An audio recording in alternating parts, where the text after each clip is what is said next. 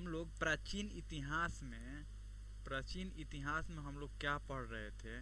इतिहास, प्राचीन इतिहास में हम लोगों ने प्राचीन इतिहास के जो स्रोत होते हैं उन स्रोतों के बारे में पूरे डिटेल में हम लोगों ने पढ़ लिया था।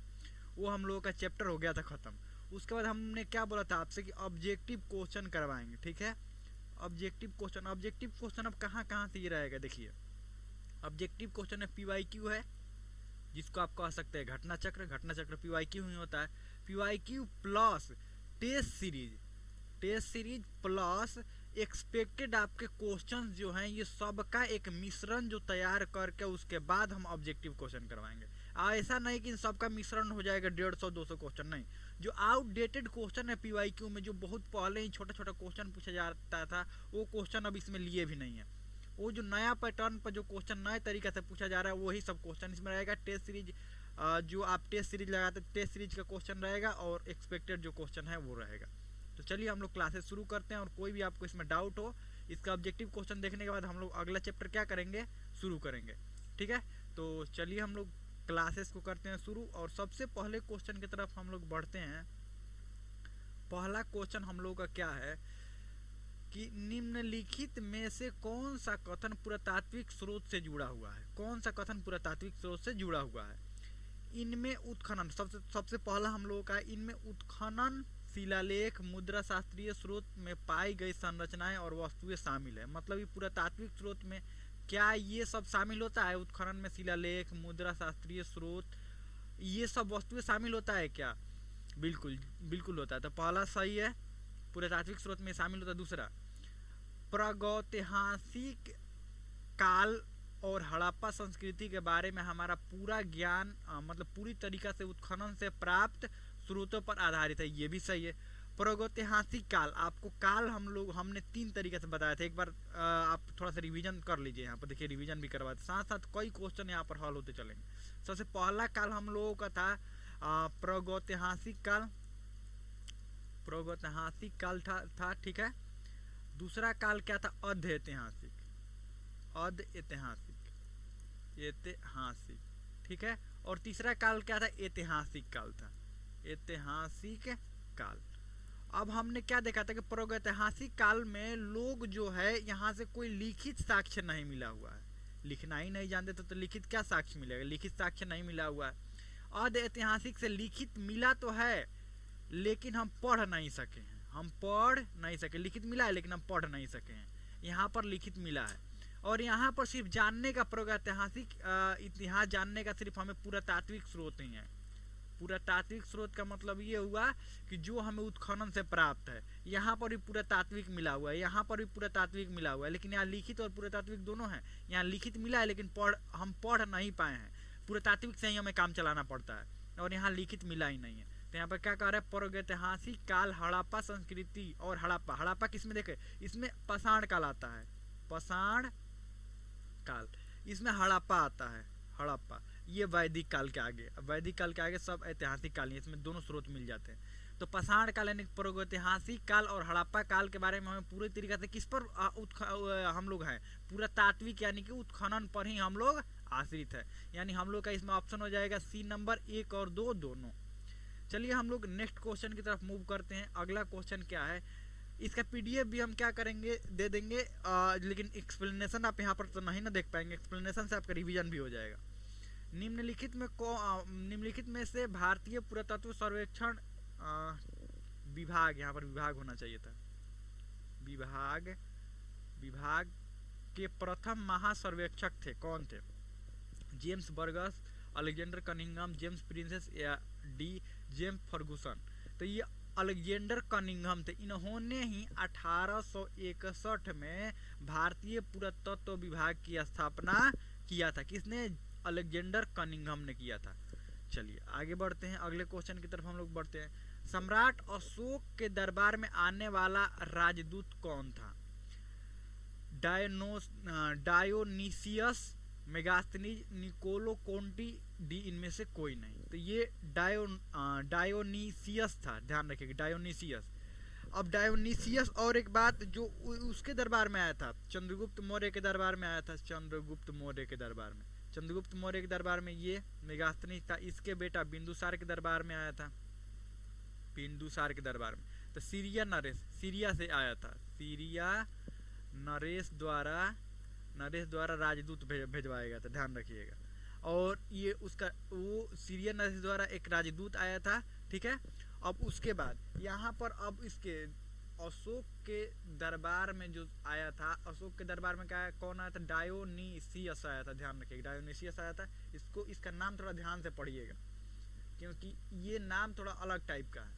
चलिए आगे बढ़ते हैं। अगला क्वेश्चन क्या है, अगला क्वेश्चन है शिलालेख से संबंधित सही कथन का चयन करें, ठीक है। शिलालेख से संबंधित कौन सा सही कथन है?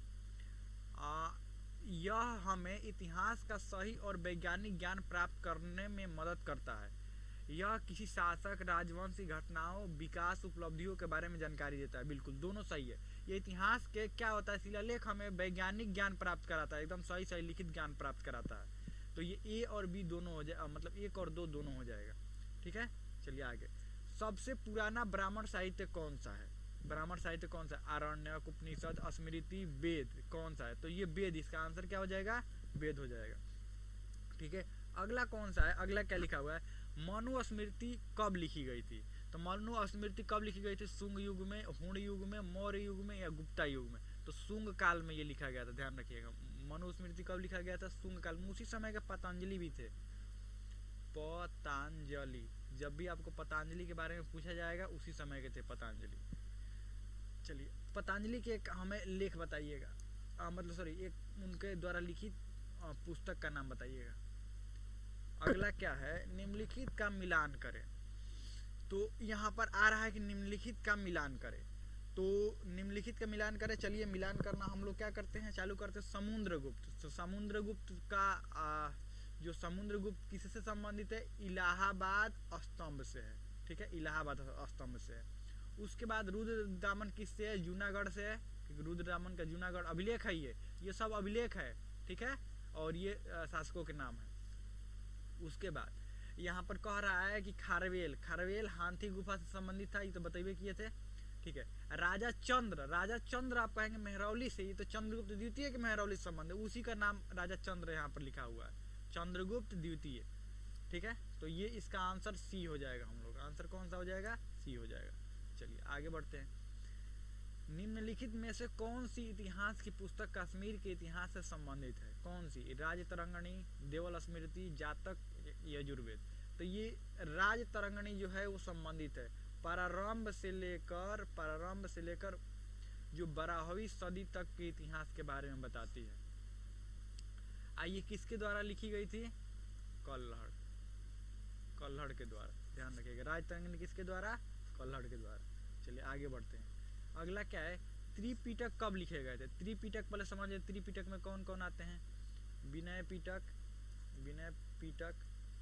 ठीक है, सूत पिटक। अब इसके बारे में थोड़ा समझते हैं कि इसमें क्या क्या दिया हुआ था। सूत पिटक, क्योंकि अब क्वेश्चन जो पूछे जा रहे हैं स्टेटमेंट बेस्ड क्वेश्चन हो रहा है, तो स्टेटमेंट यहाँ से उठाया जा सकता है। सूत पिटक, विनय पिटक, सूत पिटक और अभिधाम। अब इसमें क्या क्या था? इसमें जो संघ के नियम थे, यहाँ पर उपदेश थे, महात्मा बुद्ध के उपदेश थे, और यहाँ पर दार्शनिक बातें लिखी गई थी, ध्यान रखिएगा। चलिए तब कब त्रिपिटक कब लिखे गए थे? संघ के नियम, ये उनके उपदेश और फिर दार्शनिक बातें, तो ये सब उनके जीवन के बाद ही तो लिखा गया होगा, सॉरी मृत्यु के बाद ही तो लिखा गया होगा। पहले बस संघ के नियम एक संकलित एक पुस्तक में, गौतम बुद्ध से पहले, बुद्ध के जीवन काल में, बुद्ध के मृत्यु के बाद, और बी और सी दोनों, तो बुद्ध के मृत्यु के बाद सी नंबर होगा। चलिए आगे बढ़ते हैं। अगला क्या? निम्नलिखित में कौन सा सूत्र जैन भिक्षुओं के लिए आचार संहिता से संबंधित है? आचार संहिता समझते हैं, नियम, कौन से उनके नियम की आचार संहिता क्या होता है? ये काम आपको नहीं करने हैं, वो चीजें आचार संहिता के अंतर्गत आती है। आचरण सूत्र, पंच प्रतिक्रमण सूत्र, तत्वार्थ सूत्र, समायिकी सूत्र।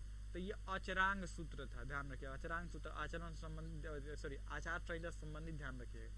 आचार संहिता आपके आचरण को दिखाता है। चुनाव में देखें ना आचार संहिता, तो आचरण अपना ठीक रखना है, वही आचार संहिता में था। अगला है, निम्न में जातक कथा किस ग्रंथ है? सॉरी किसका ग्रंथ है? बौद्ध का, वैष्णव का, शैव का ये जैन का, तो ये पता ही है। बौद्ध धर्म का जातक ग्रंथ किसका है? बौद्ध धर्म का। सबसे अधिक बौद्ध धर्म से क्वेश्चन पूछे जाते हैं। निम्नलिखित में से किसे मानव जाति का पालना कहा जाता है? अफ्रीका, एशिया, यूरोप या ऑस्ट्रेलिया? तो अफ्रीका कहा जाता है। यहीं से माना जाता है कि मानव जीवन की यहीं से उत्पत्ति हुई थी, अफ्रीका से ही उत्पत्ति हुई थी। चलिए आगे बढ़ते हैं। भारतीय महाद्वीप को भी देखिए, ये अफ्रीका हो गया, अफ्रीका के देखे ना ऐसे, अफ्रीका हो गया, इधर भारत है अपना, इधर भारत है, ठीक है। ये माना जाता है कि जो अफ्रीका जो महादेश है वो एशिया से ही टूटकर अलग हुआ था। ध्यान रखिए, बहुत साल पहले ये एशिया से टूट कर, लेकिन भारत है ये दोनों एक में ही था, एक ही में था। तो ये बात ध्यान रखिएगा, जब भूगोल हम लोग पढ़ेंगे ना, भूगोल, तो उसमें पढ़ेंगे, ठीक। आगे बढ़ते हैं। अगला क्या है? अगला वाला इतिहास विगत के, यहाँ पर इतिहास विगत की राजनीति है, यह किसने कहा है? ठीक है, कार्य फिले